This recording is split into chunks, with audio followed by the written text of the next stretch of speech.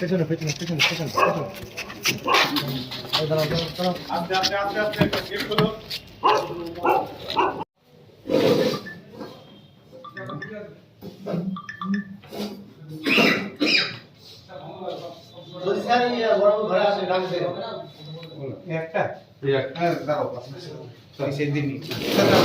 ইয়ে থাকবে না, গুলি সামনে লাগবে না। একটা কাজ করলে তো হয়, এখানে গুলিটা এখানে রেখে এই সাইড থেকে ছোট তুললে তুলে বড় গুলিটা বোঝা যায়। বড় ফাঁকা আছে না, ওই যে এই সাইড থেকে তুলবো, এই সাইড থেকে। আচ্ছা আচ্ছা আচ্ছা ঠিক আছে, বুঝতে পেরেছি। দেখি বন্দুকটা কোথায় পেলে? বন্দুকটা আমার কাছে ছিল না। কার কাছে ছিল? বাড়ি থেকে নিয়েছে, এখন দিয়েছে, এখন কি করা যায়? কারা দিয়েছে?